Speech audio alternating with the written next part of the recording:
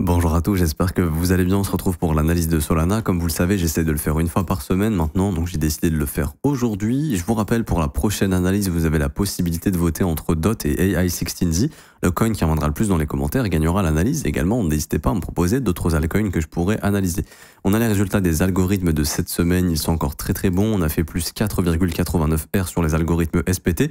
Donc sur les 7 dernières semaines, c'est la 6e semaine qui est positive. Donc on fait vraiment de très bons résultats sur cette année 2025. On vous rappelle que ces algorithmes, on vous les met à disposition gratuitement. Ils sont 100% automatisés. Vous conservez 100% des gains. C'est le premier lien en commentaire épinglé pour y avoir accès. Vous cliquez sur ce lien, ça vous ramène sur cette page. Il faut juste s'inscrire sur BitGet via notre lien partenaire. C'est ce qui vous donnera l'accès aux algorithmes et on les exécute exclusivement sur BitGet parce que c'est la meilleure plateforme pour le faire. Vous créez votre compte sur la plateforme, validez votre KYC. En plus de ça, à la fin de la vidéo, je vous expliquerai comment récupérer 2 formations dont mon mentorship. Mais là, vous avez juste à vous inscrire, valider votre KYC via notre lien partenaire, sinon ça ne marchera pas. Ensuite, vous cliquez sur ce deuxième lien, obtient nos algo trading 100% gratuitement. Vous renseignez prénom, email, identifiant BitGet, vous cliquez sur rejoindre et ensuite il y a le troisième lien sur lequel cliquer. Configure nos algos de trading, il y a 4 vidéos à regarder, c'est très simple, 1, 2, 3, 4, c'est dans l'ordre. Vous avez juste à regarder ces 4 vidéos, ça vous explique tout. Comment configurer les algos, configurer les montants, configurer le risque par trade, voir les trades exécutés, voir les gains qui ont été réalisés, comment mettre en pause les algorithmes, comment les relancer, bref, tout est expliqué de A à Z. Vous êtes déjà des milliers d'utilisateurs, il y a aussi de retours de membres qui ont été faits ici dans le Discord témoignage algo trading, où ici vous pouvez lire les témoignages des membres qui utilisent nos algorithmes avec leurs résultats. Alors pour venir sur le Solana, donc on avait vu cette prise de liquidité à 152,90 et ce trait bleu ici, qui pour le moment est en train d'opérer un rejet. Ok, donc ça c'est une prise de profit pour ceux qui sont positionnés en amont. On avait parlé de tout ça, le breaker block, le fair value gap à l'initiative du breaker block est un niveau intéressant qu'on est revenu retravailler avant d'envoyer la prochaine jambe de hausse. Et ici, on peut voir que pour le moment, le prix consolide depuis cette prise de liquidité parce qu'en fait le Bitcoin et sur son niveau des 95 000 $, qui est un niveau extrêmement important, c'est vraiment la dernière résistance ici, comme je vous le montre, juste là. On voit vraiment qu'on travaille ce gros morceau de résistance. Si jamais Bitcoin renvoie à la baisse, bien sûr Solana repartira à la baisse. Si Bitcoin défonce cette résistance, là oui, il y a une grosse probabilité qu'on ait une continuation. Donc on va voir les 2 scénarios bien évidemment et les niveaux qu'il faudra identifier vis-à-vis d'un retournement ou autre. Alors, sur Solana, ce qu'il faut observer, c'est son dernier fair value gap, c'est important. Tant qu'il est maintenu, le momentum reste assez fort et on pourrait assez vite essayer de continuer de pump. Ce qu'il faut observer, bien sûr, c'est Bitcoin. Si Bitcoin fait un rejet violent, Solana fera un rejet aussi. Ce que vous allez observer aujourd'hui, c'est pour ça que je vous fais cette vidéo, il y a des news échos cette semaine. Ce que vous allez observer, c'est le plus bas de lundi. Okay, le plus bas de lundi, c'est important. Pourquoi? Parce que le prix peut éventuellement venir chasser le plus bas de lundi, venir combler le fair value gap et ensuite faire une nouvelle continuation haussière. Ça sera en corrélation et en confluence avec un Bitcoin qui casse sa résistance des 95 000. Par contre, si vous voyez que Bitcoin rejette violemment et que Solana pète ce fair value gap, là, ça ouvre les portes à avoir une inversion. Parce que c'est ce fair value gap ici qui a ramené le prix sur cette prise de liquidité qu'on appelle buy side liquidity. Et là, il y aurait une première inversion. Ça voudrait dire que le prix pourrait se servir de ça, de cette zone en résistance cette fois-ci, et de commencer une nouvelle dynamique baissière. Si c'est le cas, il n'y a pas 6000 objectifs, il y en a un premier qui est, à mon humble avis, à 123 $. Ok. Si celui-là, il tient pas, ça sera un nouveau plus bas. C'est-à-dire, on reviendra sous les 95 $, et perso, ma prochaine target, ce serait les 79. Mais ça, encore une fois, on n'en est pas là pour le moment, on s'en fout, il n'y a aucun signal d'inversion. Et si on fait de la continuation haussière, rien de mieux que prendre le plus bas de lundi et bam, d'envoyer ça plus haut. Pourquoi? Parce que la bougie d'hier, justement, est venue prendre ce qu'on appelle le Previous Weekly Low. Si vous prenez ici, oups, je passe en horaire, si vous prenez ce point, c'était le plus bas de la semaine passée. Je passe en weekly, mais vous allez le voir, vous voyez ça, hop, pardon, pas le plus bas de la semaine passée, juste ici, non, il est beaucoup plus bas. Ici, en tout cas, c'était ce plus bas ici dans ce fair value gap, le plus bas du jeudi. Ce qui a permis au prix, justement, de former son rebond. Donc, en gros, encore le fair value gap daily, juste là, vous voyez. Ensuite, boum, on a eu cette jambe haussière. Et c'est ce qui a formé, du coup, notre range de lundi, avec le plus haut de lundi qui est ici, et le plus bas de lundi qui est là. Donc maintenant, ce qui nous intéresse, c'est le plus bas de lundi, puisque le plus bas de lundi couvre encore du fair value gap que je vous ajuste ici en daily, mais comme vous pouvez le voir, le fair value gap, il y en a encore de cette mèche à cette mèche. Et sachant qu'il y a le plus bas de lundi, quoi de mieux que de venir chasser le plus bas de lundi pour donner tort aux traders en début de semaine, ceux qui ont long pour prendre leur stop et ensuite de faire la continuation. Ça, c'est dans le meilleur scénario. Ça veut dire que Bitcoin casse sa résistance des 95 000 et que les news échos n'impactent pas le prix à la baisse. Parce que là, on a vraiment un risque d'avoir des news échos qui sont pas bonnes cette semaine, qui peuvent refaire un peu stresser le marché américain, notamment le S&P 500, le Nasdaq, qui sont dans des zones à haute probabilité de retournement. Et si les news échos valident quelque chose de pas bon, oui, on pourrait avoir éventuellement un dip sur les indices américains qui sont actuellement très volatiles, et par exemple, on pourrait revenir chercher ce gap ici. Si on fait ça, il y a une baisse du marché américain d'environ 4%, ça peut impacter le marché crypto, bien évidemment. Donc ça sera observé. Est-ce que les news échos vont vraiment envoyer le prix à la baisse ou pas? C'est vraiment quelque chose qu'il faut observer avec attention. Si jamais c'est le cas, et que malheureusement Bitcoin rejette la résistance, si on pète ce fair value gap, là, il y a des possibilités d'aller chercher au moins les 133 $. Ça pourrait sauver Solana, par exemple, de juste venir prendre cette fois-ci le plus bas de la semaine passée. Donc là, il est là. Hop, ce qu'on appelle le previous weekly low, ici. Et donc le prix pourrait essayer de se reprendre. Ce serait pas du tout impossible, bien évidemment. 133 $, ce sera à noter. Et en fait, en confluence avec Bitcoin, ce serait juste un Bitcoin qui vient faire un coucou au dernier fair value gap et qui continue de monter, par exemple. Mais imaginons, on est vraiment en train de se retourner ici. Par exemple, en début de semaine, il y a une prise de liquidité et ensuite on se retourne comme ça. À ce moment-là, toutes les altcoins repartent à la baisse et Solana également.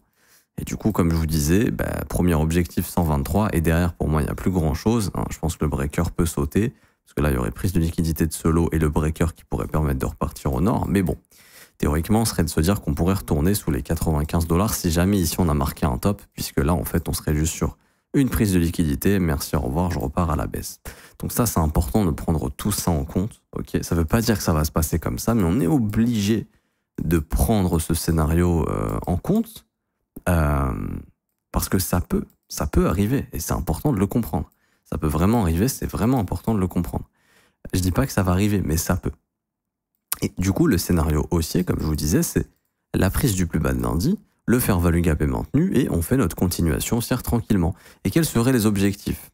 Alors ici, comme vous pouvez le voir, là il y avait toujours cette prise de liquidité et ce fair value gap. Et comme on peut le voir, c'est très précis, mais c'est exactement la zone pour le moment qui nous a repoussé ici, comme vous pouvez le voir. Ok. Si on maintient ce fair value gap, vous voyez, là en 12 heures, allez, je vous étends un petit peu le fair value gap, ça va être toute cette zone en 12 heures. Voilà. Donc l'idée c'est de venir ici et de continuer de monter. Si on fait ça, et qu'on s'affranchit de ce fair value gap, le prochain point d'intérêt, il est là. C'est-à-dire que c'est ce sommet et ce sommet, dont le sommet du mois de mars. Et donc là, ça sera les 180 $, la prochaine target de sol. C'est-à-dire, tac, hop, hop, et ici. Et là, pareil, même discours, attention, de grandes chances peut-être de recommencer un flux baissier par la suite. Je ne parle pas de faire ça nécessairement, mais offrir des retracements, bien sûr, pour éventuellement continuer de monter par la suite. Ces niveaux sont des niveaux de retournement potentiel. Qui dit retournement potentiel dit je gère mon risque, donc je prends des bénéfices, je réduis mon exposition, parce que si ça se retourne, je suis bien content d'avoir vendu le plus haut possible. Vendre, ça ne veut pas dire tout vendre. Par exemple, tu as 10 Solana, tu peux en vendre 2 ou 3. Tu vends ce qui t'arrange, ce qui te permet de récupérer du cash pour réduire ton exposition en cas de retournement. Et ensuite, oui, bien sûr, on pourrait aller plus haut, mais là, ça demandera bien évidemment une analyse, une nouvelle analyse. Les objectifs, je les ai déjà, se faire value gap weekly, voir les 229, 218, mais toujours étape par étape. J'aime pas me projeter autant en me disant oui, c'est sûr qu'on va remonter vers ces niveaux. Non, j'en sais rien. Toujours étape par étape, je vais gérer mon risque en amont. Parce que pour moi, ça ressemble. C'est pas une zone sur laquelle on peut faire un bottom long terme de mon point de vue. Peut-être qu'on a fait un bottom long terme, mais pour moi, ça n'y ressemble pas. Je spéculerai plus sous les 79. Donc c'est pour ça que je suis très prudent sur ce rebond, parce que pour moi, ça, c'est pas un bottom définitif. Après, peut-être que c'est le cas. Ou peut-être que cette zone sera revisitée dans 6 mois. En attendant, le prix peut très bien faire ça. Et puis la prochaine vague de retracement, oui, il pourrait faire ça. C'est pour ça que c'est pas parce que le marché n'atteint pas vos objectifs qu'il faut rester buté dessus. Je veux dire, moi, là, j'ai un flux haussier pour le moment. j'ai mon objectif principal qui a été atteint. Pour le moment, le marché offre un rejet. Mais le marché ne me confirme pas nécessairement quelque chose de baissier encore. Par contre, si le marché me confirme quelque chose de baissier, que je commence à voir ça, là oui, je vais commencer à respéculer sur des niveaux plus bas, comme par exemple revenir chasser les 95, voire aller sous les 79. Mais tant que le flux est haussier, j'ai aucune raison sincère et sérieuse et objective de me dire oui, c'est sûr qu'on va revenir à 79. Je l'ai dans un coin de ma tête, je sais pas si on va y revenir, je le garde dans un coin de ma tête. Si on y vient, c'est une opportunité exceptionnelle. Pour moi, il faut être acheteur sur ces niveaux, tout simplement, faut pas se prendre la tête. Mais pour le moment, tant que le flux est haussier, j'ai pas forcément les raisons de me dire oui, c'est sûr qu'on va aller à 79. Par contre, là, oui, c'est vrai qu'il y a une zone de rejet potentiel à haute probabilité. Pour l'instant, on opère un rejet, mais on peut pas encore confirmer que c'est bon, c'est sûr, top easing, etc. Pour moi, il faut toujours laisser une chance à ce gros fair value gap qui est à la base. Hein. Et ici, c'est toute cette zone. Tant que cette zone est maintenue, pour moi, RAS, on peut très bien continuer d'aller plus haut. Et la chasse du lundi serait clairement une opportunité pour le faire. Donc tout ça, c'est des trucs que je vais observer, sur lesquels je vais faire attention. Je vais regarder un petit peu comment se comporte le prix.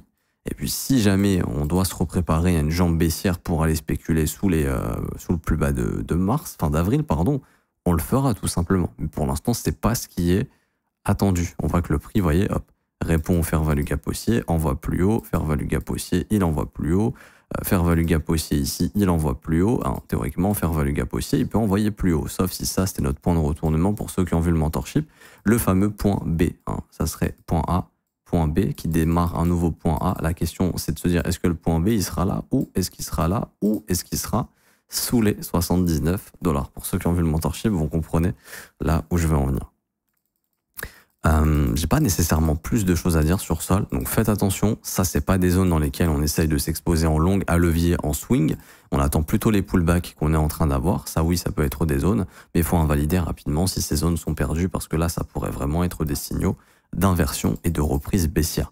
Bien évidemment, observez bien Bitcoin, observez bien les news échos cette semaine, c'est super important parce qu'il y en a pas mal et ces news échos, pour le moment, les forecasts indiquent vraiment des trucs pas très bons et ça, faut bien en prendre compte de ces datas-là parce que bien sûr, ça peut foutre le bordel. Par contre, les news du 12 au 16 mai avec le CPI devrait être pas mal parce que le CPI qu'on avait calculé d'après Chewflation devrait être autour des 1,7%, ce qui là pourra permettre à la Fed de vraiment baisser ses taux d'intérêt par la suite puisque l'inflation va pas mal reculer. Mais ça ne sera pas avant la semaine prochaine. Donc cette semaine, ça pourrait être une semaine de turbulence. Donc ça, faut vraiment en prendre compte. Je m'arrête ici pour aujourd'hui. J'espère que ça vous aura plu. Si c'est le cas, n'hésitez pas à laisser un petit pouce bleu, vous abonner si ce n'est pas déjà fait, mettre un petit commentaire. Merci à ceux qui jouent le jeu. Je vous ai parlé en début de vidéo d'un mentorship. En fait, c'est une formation de 22 cours vidéo que je vous offre. Il n'y a absolument rien à payer. C'est hyper important de vous former. C'est fini l'époque où vous achetez n'importe quoi. On peut faire des x5, on espère gagner de l'argent ou on rentre parce qu'on le sent. Vous allez vous faire déchirer à chaque fois. Le marché a complètement changé. Il est beaucoup plus professionnel. Il y a beaucoup plus d'algorithmes. Il y a une lecture du prix bien précise à faire avant d'intervenir sur ce marché. C'est ce que je vous enseigne dans le mentorship. Ceux qui savent, de toute façon, bah, vous savez très bien. Ceux qui savent pas, malheureusement, bah, payent pour les erreurs des autres et, enfin, payent pour leurs erreurs et ceux qui gagnent, bah, bénéficient de ces erreurs-là. Et c'est ce qu'on apprend dans le mentorship, justement. Et malheureusement, c'est la dure loi du trading. Il n'y a pas de gagnant sans énormément de perdants. Pour l'obtenir, ce mentorship, c'est le premier lien en commentaire épinglé, c'est gratuit, donc tous les liens utiles concernant mon contenu.